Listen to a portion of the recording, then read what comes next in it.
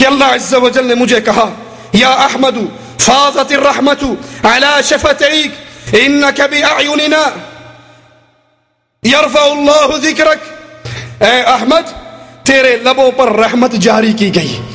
یہ رحمت ہی جاری کی گئی جس سے تو انگریزوں کی تعریفیں کرتا، جس سے انگریزوں کو راضی کرنے کے لیے جہاد کو منسوخ کرتا ہے. اور مجھے کہا کہ خدا تیرا ذکر بلند کرے گا. یہ مرزے کی اپنی کتاب ہے، کسی کا ترجمہ نہیں ہے. یہ مرزے کی اپنی کتاب ہے، کسی کا ترجمہ نہیں ہے، یا اس کے بیٹے بشیر کی لکھی ہوئی باتیں نہیں. خود لکھتا ہے کہ خدا تیرا ذکر بلند کرے گا. کیوں جی؟ اللہ کے پیارے ناموں میں سے خدا کوئی نام ہے؟ جس چوڑ نو اینا نہیں پتا کہ اللہ کے نام ہے خدا نہ کوئی نہیں، وہ کہتا میں نبی بھی ہے. جسے اللہ کا تعارف نہیں وہ مقام رسالت پہ ڈاکہ مارتا ہے. یہ فارسیوں کے نام اٹھا کر رب کی طرف منسوب کرتا ہے. کہتا ہے خدا نے کہا خدا تیرا ذکر بلند کرے گا. صفحہ 634 کے اوپر لکھتا ہے کہ یہ قرآن اللہ کی کتاب ہے اور مرزا غلام احمد کے منہ کی نکلی ہوئی باتیں ہیں. یہ قرآن جو تم پڑھتے ہو یہ کتاب تو خدا کی ہے. یہاں بھی لفظ خدا ہی استعمال کیا اس نے. کہتا ہے قرآن شریف خدا کی کتاب اور میرے منہ کی نکلی ہوئی باتیں ہیں. یہ اللہ کا کلام ہے جس کو جبرائیل لے کر آیا محمد علیہ الصلوۃ والسلام کے اوپر، اور پیارے حبیب علیہ الصلوۃ والسلام نے اپنی زبان مقدس سے اپنے صحابہ کو سنایا اور یاد کروایا. یہ اللہ کا کلام میرے نبی کی زبان اقدس سے نکلنے والا جس کو جبرائیل لے کر آیا، اور یہ ظالم قرآن پہ الزام لگاتے ہوئے کہتا ہے جو قرآن تم پڑھتے ہو وہ کلام تو اللہ کا ہے لیکن زبان میری ہے، میرے منہ سے نکلی ہوئی باتیں ہیں.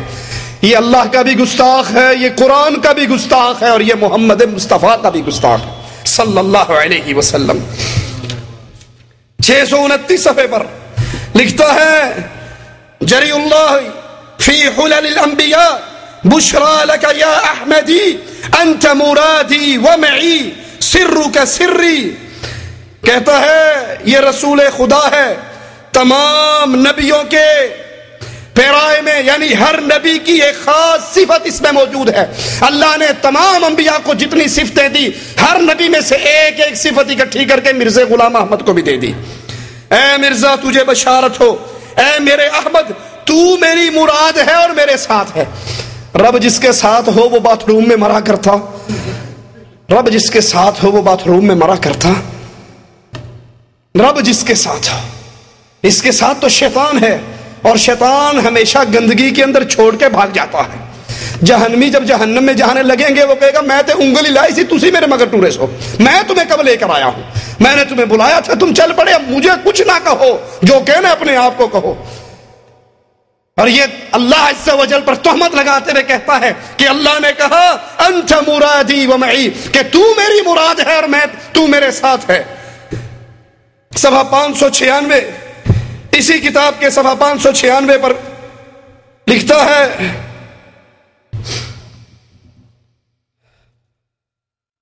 اس کے مقام کو، کہتا ہے اللہ نے مجھے کہا کہ اس کے مقام کو تحقیر کی نظر سے نہ دیکھ، مرزے کے مقام کو حقارت سے نہ دیکھو، کہ اس کے مقام پر تو رسولوں کو بھی ناز تھا. سارے انبیاء فخر کرتے تھے، ناز کرتے تھے، مرزا غلام احمد کو وہ مقام دیا. اس کے مقام پر تو انبیاء کو اور رسولوں کو ناز تھا، تم اس کو حقارت کی نظر سے نہ دیکھو. یہ انبیاء پر بھی تہمت ہے. اس کے مقام سے تو شیطان ناز کرے گا کہ ہاں اب جہاں جہاں یہ جا رہا ہے اس کی آواز پھیل رہی ہے، وہاں شیطان کو جانے کی ضرورت. یہ اس کا کارندہ ہے جو دنیا والوں کو گمراہ کرتے ہوئے پھرتا ہے. صفحہ 635 پہ اسی کتاب کے صفحہ 635 پہ لکھتا ہے کہ یہ قرآن میرے ہی منہ کی باتیں ہیں. صفحہ 654 پہ لکھتا ہے کہ اللہ عز و جل نے ایک فرشتہ میرے پاس بھیجا، جانی آئیل واختار واراد، کہ اس جگہ آئیل سے مراد اللہ تعالیٰ نے جبریل کا دوسرا نام رکھا ہے. یہ میرے پاس جبرائیل آتا لیکن اس کا نام جبرائیل نہیں بلکہ آئیل ہوتا. اور وہ بار بار میرے پاس وحی لے کر آتا اور میرے منہ سے جو باتیں نکلتی وہ آئل فرشتے کی باتیں اللہ کی طرف سے مجھ پہ وحی ہوتی۔ 631 پہ اسی کتاب کے پھر اپنے آپ کو انہی دعووں کے اندر شامل کرتا ہے کہ میرے منہ سے جو کچھ نکل رہا ہے یہ اللہ ہی کی باتیں ہیں، میرے منہ کا کلام ہے۔ اذا نصر اللہ المؤمن جعل له الحاسدین فی الارض، چونکہ اللہ نے تیری مدد کی ہے، تو مومن ہے، تیری مدد کی ہے، اب جو تیرے خلاف ہے وہ حقیقت میں حسد کی وجہ سے تیرے خلاف ہے، وہ تجھ سے حسد کرتے ہیں۔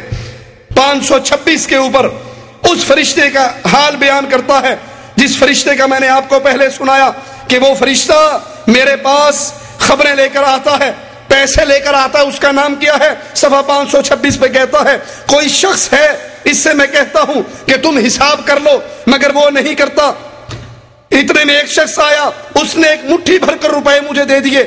اس کے بعد ایک اور شخص آیا جو الہی بخش کی طرح ہے مگر انسان نہیں، فرشتہ معلوم ہوتا ہے، اس نے دونوں ہاتھ روپیوں سے بھر کے میری جھولی میں ڈال دیے، وہ اس قدر ہو گئے میں ان کو گن نہیں سکتا۔ پھر میں نے اس کا نام پوچھا تو اس نے کہا میرا کوئی نام نہیں۔ میں نے دوبارہ پوچھا تو اس نے کہا میرا نام ٹیچی ٹیچی ہے۔ چوڑا کوئی نہ ہی سردہ رکھ لینا، نام تو نے جھوٹ ہی بولنا ہے تو جھوٹ بولتے ہوئے پیسے لگتے ہیں، کوئی اچھا نام رکھ لیتا۔ یہ اس کے عقائد، اور اگر ان کی اس کی کتابوں کو پڑھا جائے تو اس کے کفر کی وضاحت پہ اس کے اپنے ہاتھ کی لکھی ہوئی کتابیں ہی کافی۔ کشتی نوح کے اندر لکھتا ہے کہ میں مریم تھا، پھر میں حاملہ ہوا۔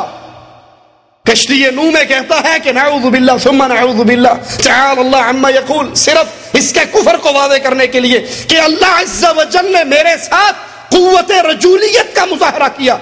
نعوذ باللہ ثم نعوذ باللہ ثم نعوذ باللہ، اور میں بشکل مریم حاملہ ہوا، پھر میرے پیٹ میں عیسیٰ، اور پھر میں نے خود عیسیٰ کو جنم دیا، اور جنم نہیں دیا بلکہ میں اپنے آپ عیسیٰ بن گیا۔ یہ گرگٹ کی طرح رنگ بدلتا رہتا ہے، خود ہی مریم بنا، خود ہی عیسیٰ بنا، اور نعوذ باللہ پھر اپنے آپ کو خدا کی بیوی ہونے کا دعوے دار قرار دیا۔ تو سب سے پہلے یہ اللہ کی توحید کا دشمن، اللہ کی توحید پہ ڈاکہ ڈالنے والا، اپنے آپ کو نعوذ باللہ اللہ کا بیٹا قرار دینے والا، اور کشتی نوح کتاب کی اس عبارت کے مطابق اپنے آپ کو اللہ کی بیوی قرار دینے والا، دور کی بات کہ یہ نبی تھا یا اس پہ فرشتے آتے تھے یا اس پہ وحی ہوتی تھی، دور کی بات ہے نبی ہونا، ایسا آدمی تو مسلمان بھی نہیں تھا۔ یہ اللہ کی توحید کا دشمن، کتاب اللہ کا دشمن، محمد رسول اللہ صلی اللہ علیہ وسلم کے مقام رسالت کا دشمن۔ آخری بات کہہ کے بات ختم کرتا ہوں۔ اب سوچنے والا سوال میرا اور آپ کا ہے، باقی کام میرے اور آپ کے ذمہ ہے۔ جس آدمی کے اس کفری عقیدوں کا علم ہو جائے، پھر سوچئے اپنے پیارے حبیب علیہ الصلوۃ والسلام کی نصرت اور مدد کے لیے ہم نے کیا کردار ادا کیا ہے، اس ظالم کے ظلم کو ہم نے کتنا بیان کیا ہے، اپنے معصوم مسلمانوں کو ان ظالموں کے کفر سے بچانے کے لیے کیا کردار ادا کیا ہے۔ جیسے میرے پیارے بھائی شیخ عالم فرما رہے تھے کہ ان کے اپنے چینل ہیں جہاں دن اور رات کفر بکا جاتا ہے، اللہ کے رسول کی نبوت پر ڈاکے ڈالے جاتے ہیں۔ میں نے اور آپ نے اپنے پیارے حبیب علیہ الصلوۃ والسلام کی نصرت کرتے ہوئے ان کے اس کفر کے پردے کو کتنا چاک کیا ہے۔ آپ نے یہ پیغام سن لیے، ان کے یہ عقائد جان لیے، ان کی کتابوں کو لیجئے، ان کو عام کیجئے، ان کے ساتھ وہ معاملہ رکھیے جو معاملہ ایک مومن کافر کے ساتھ رکھتا ہے۔ یہ نہ سمجھیے کہ ان کا جرم کوئی چھوٹا جرم ہے، ان سے رشتہ داریاں ہو جائیں تو بات کوئی نہیں، ان کے ساتھ پیار و محبت ہو جائے تو کوئی بات نہیں، ان کے ساتھ دوستیوں کی فضائیں چل پڑے تو کوئی بات نہیں۔ یہ اللہ، اس کے رسول، اس کی کتاب کے دشمن ہے۔ ان سے اہل ایمان نہ محبت کر سکتا ہے، نہ پیار کر سکتا ہے، نہ رشتہ داری کر سکتا ہے، نہ دل کے تعلقات ہو سکتے ہیں، بلکہ ان کے بارے میں قرآن کی اسی آیت پہ عمل کرنا پڑے گا۔ قد كانت لكم أسوة حسنة في إبراهيم والذين معه إذ قالوا لقومهم إنا براء منكم ومما تعبدون من دون الله۔ ہم تم سے